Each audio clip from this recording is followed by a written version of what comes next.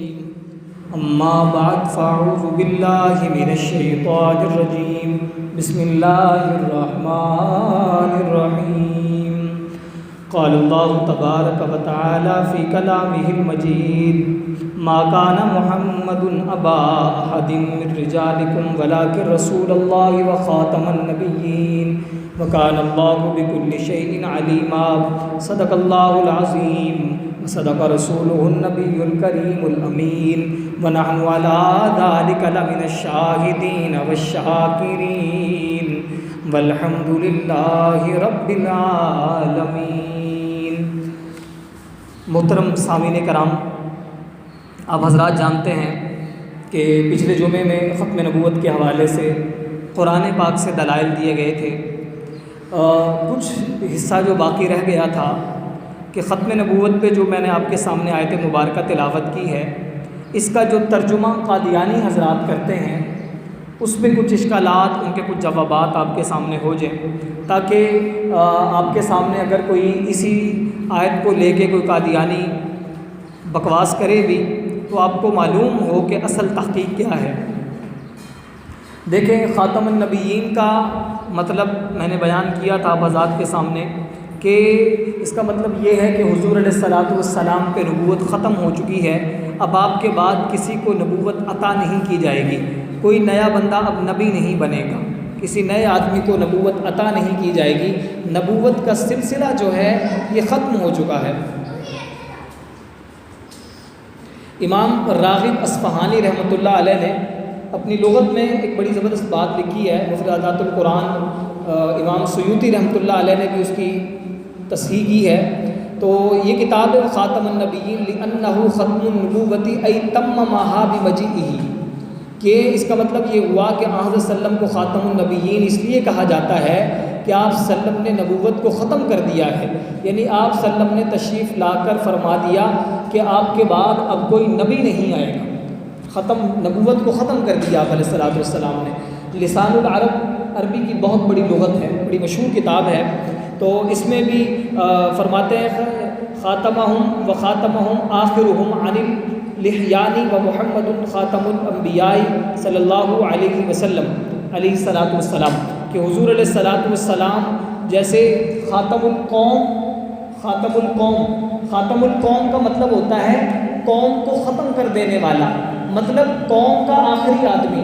اس کی مثال میں دوں، آپ کہیں کہ جی سارے بندے آ گئے، ایک پنجابی میں جیسے یہ ہو رہا ہوتا ہے کہ جی جنازے کے وقت میں ہم دیکھ رہے ہوتے ہیں تو ایک آدمی امام صاحب پوچھتے ہیں ہاں بھی سب آ گئے؟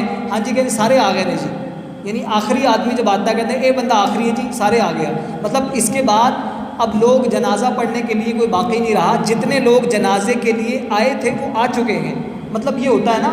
تو اسی طرح خاتم القوم کا مطلب ہوتا ہے کہ جتنے لوگ کسی کام کو کر رہے تھے اس قوم کے لوگ اب وہ پورے ہو چکے ہیں، آ چکے ہیں، کسی جگہ کو بلایا گیا تھا وہ لوگ موجود ہوئے ہیں، اس کا مطلب یہ ہوتا ہے۔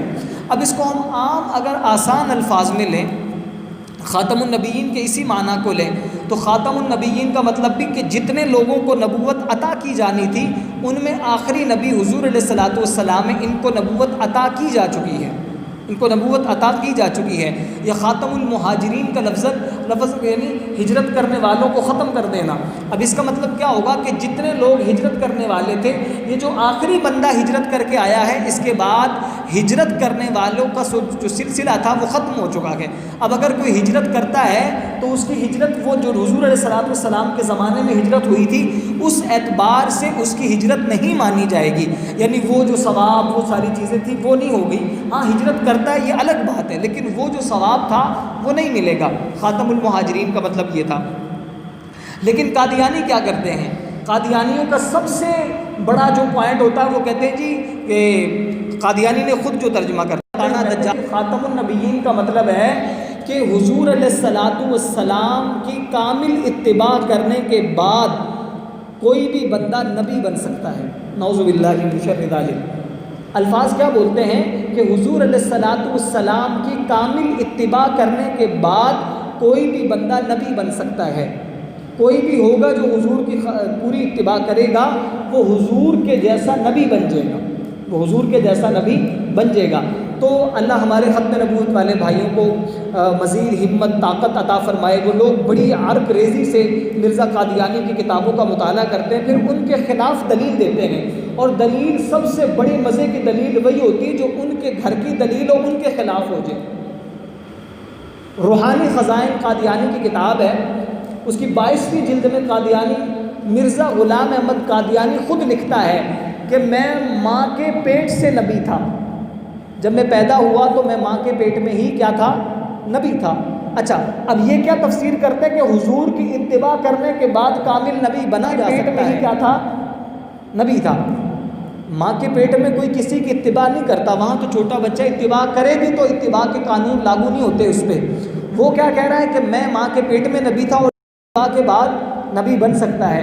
ان دو نبیین کا مطلب ہوتا ہے۔ اچھا، پھر خود اس نے مرزا قادیانی نے، کیونکہ جب آدمی راستے سے ہٹتا ہے تو آدمی کی عقل ختم ہو جاتی ہے، اس نے خود ایک ترجمہ کیا کہ خاتم النبیین کا مطلب ہوتا ہے نبیوں کو ختم کر دینے والا۔ خود صحیح ترجمہ بھی کر رہا ہے، خود کیا کر رہا ہے؟ صحیح ترجمہ بھی کر رہا ہے، لیکن عقل ماری ہوئی ہے کہ پھر نبوت کا دعویٰ بھی کر رہا ہے۔ اس کی دوسری جگہ وہ لکھتا ہے کہ جی میں اپنی ماں کے لیے، اپنے والدین کے لیے خاتم الاولاد تھا۔ کیا تھا؟ اپنی ماں اپنے والدین کے لیے کیا تھا؟ خاتم الاولاد، مطلب میرے پیدا ہونے کے بعد میرے والدین کے ہاں کوئی اور اولاد نہیں ہوئی، تو اس لیے میں اپنی ماں کے لیے کیا تھا؟ خاتم الاولاد تھا، خاتم الاولاد تھا۔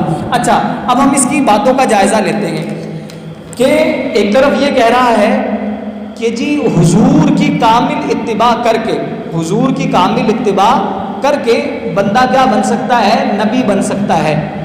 اچھا، دوسری طرف کیا کہہ رہا ہے کہ حضور علیہ الصلوۃ والسلام کے خاتم النبیین ہونے کا مطلب یہ ہے کہ جس پہ حضور مہر لگا دیں گے وہ نبی بن جائے گا، یعنی حضور کی مہر سے نبی بنا جا سکتا ہے۔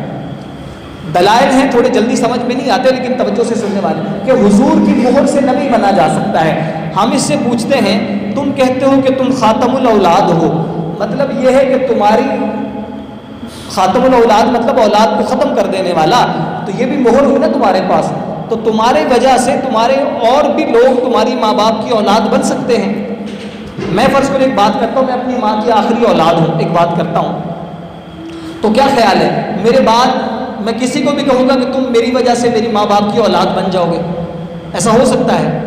نہیں ہو سکتا، عقل میں آنے والی بات ہی نہیں ہے۔ اور وہ یہ کہہ رہا ہے کہ حضور کی نبوت کی وجہ سے آگے بھی نبی بنا جا سکتا ہے۔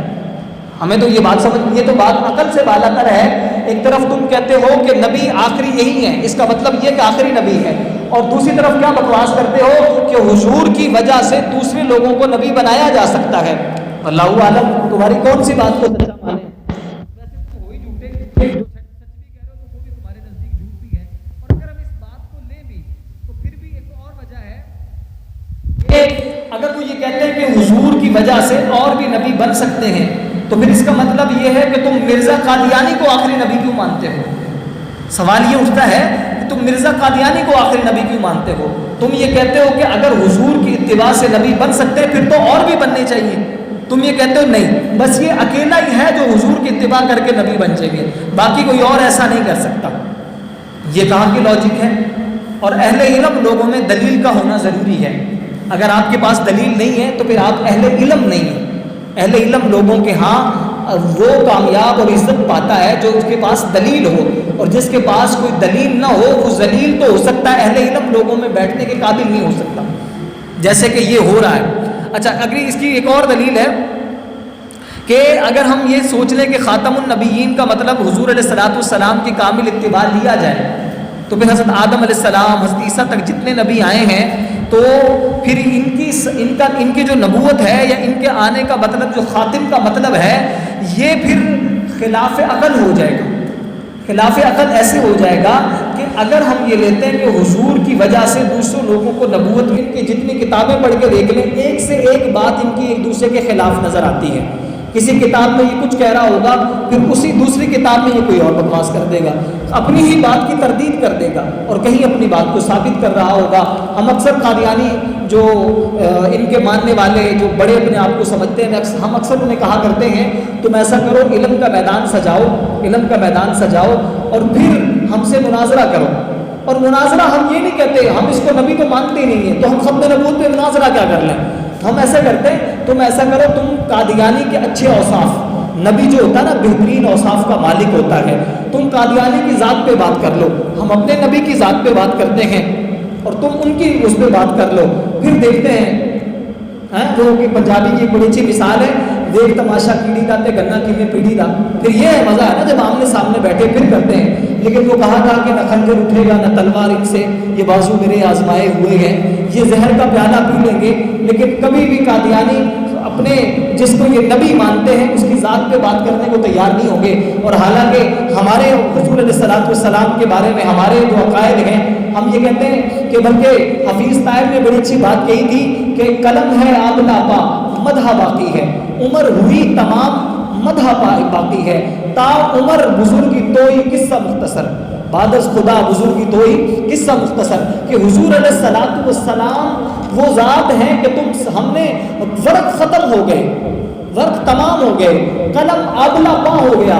آبلا پا کا مطلب جب آدمی زیادہ لمبا چلتا ہے تو پاؤں میں چھالے پڑ جاتے ہیں، تو قلم ہم نے اتنا زیادہ چلایا ہے کہ اب قلم کی بس ہو چکی ہے، لیکن بس آخر میں ہم یہی کہیں گے بعد از خدا بزرگی توئی قصہ مختصر، کہ اللہ کے بعد سب سے اگر کوئی عظیم ترین بلند ترین پاکیزہ ترین خوبصورت ترین ہستی ہے تو وہ حضور علیہ الصلوۃ والسلام کی ہے۔